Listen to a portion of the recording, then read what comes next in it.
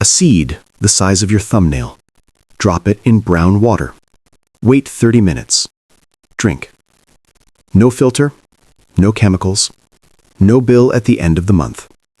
Just a seed doing something that a $4 billion water treatment industry will never put in a press release.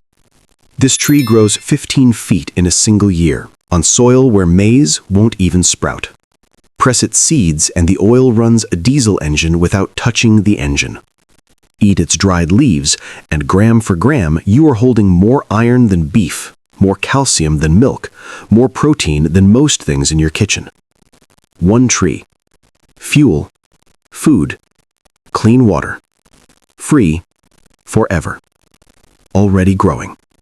Civilizations built survival around it for 4,000 years.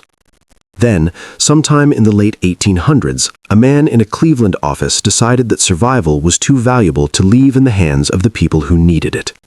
And this tree, this ancient, stubborn, drought-proof tree, almost disappeared from the memory of the modern world. Almost. Northern India, 2000 BCE. There is no word for supermarket, no word for aid organization, no word for food security, because there is no insecurity. Not here. Not where this tree grows. They call it she-grew, the swift one. They eat the leaves like spinach, the pods like green beans. They press the seeds for lamp oil that never goes rancid. And when drought comes, when the rivers pull back and the wells go brown and children start dying of things that come from dirty water, they crush the seeds into powder and stir it into clay pots. 30 minutes.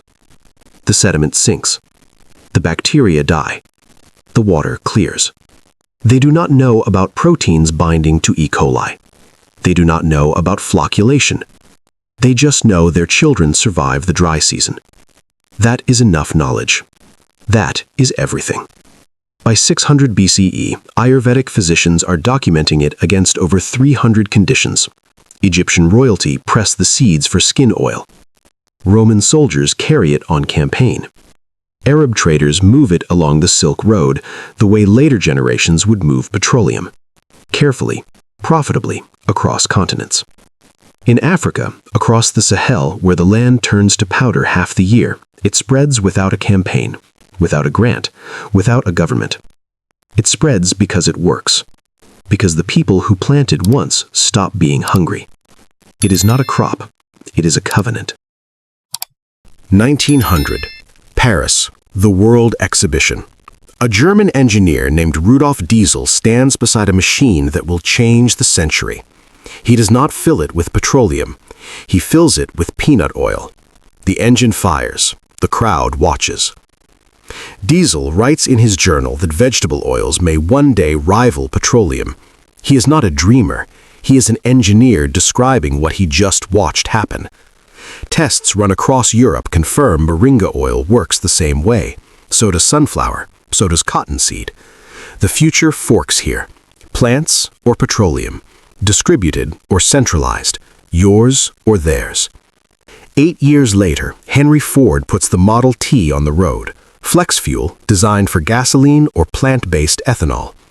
Ford tells reporters that fuel lives in every fermentable plant on Earth. He is thinking about farmers. He is thinking about abundance. He does not understand yet what he is up against.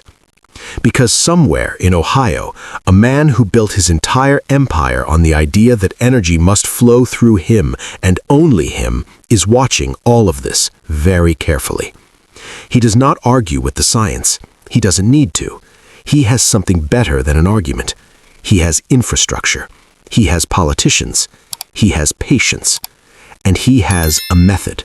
Not loud, not violent, quiet, surgical, and so deeply embedded in the machinery of daily life that by the time anyone notices, there is nothing left to point at.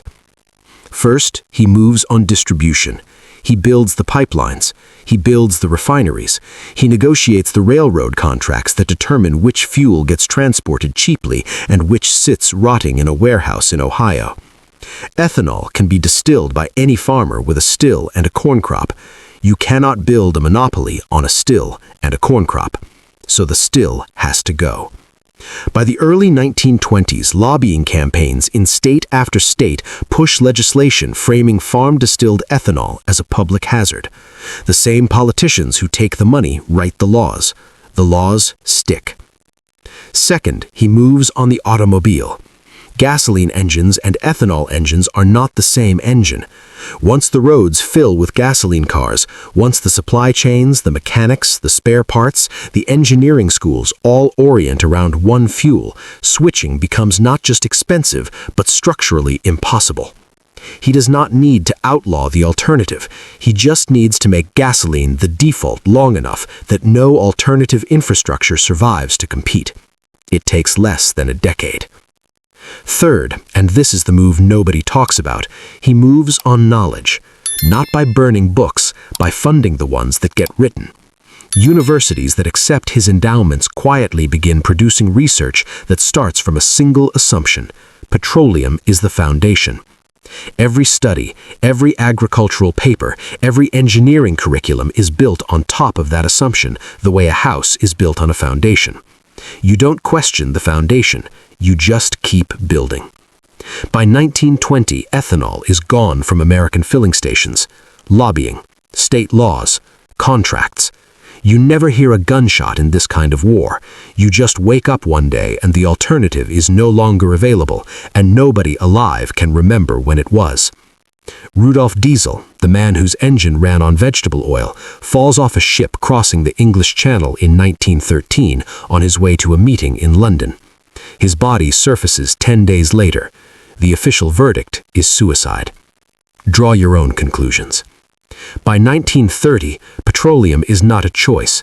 It is the only road. And the man in Ohio has become, in adjusted dollars, the wealthiest private citizen in the history of the United States. What happens next does not look like a war. It looks like generosity.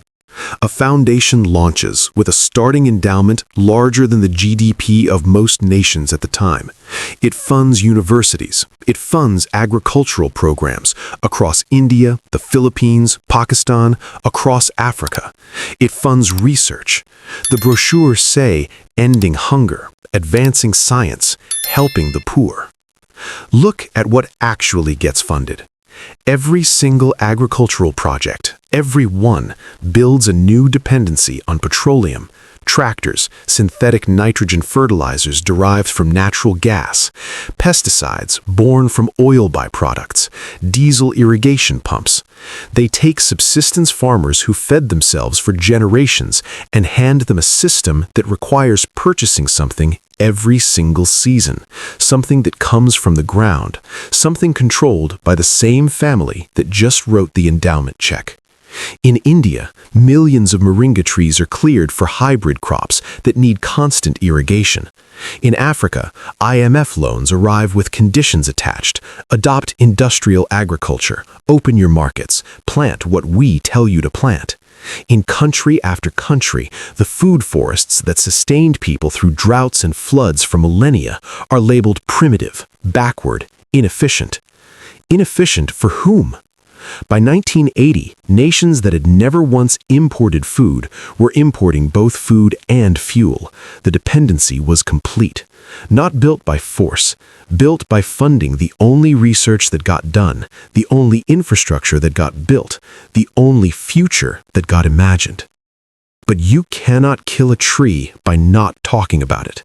In the villages where the loans never reached, where the infrastructure never arrived, where the consultants never came, women still harvest the leaves every week.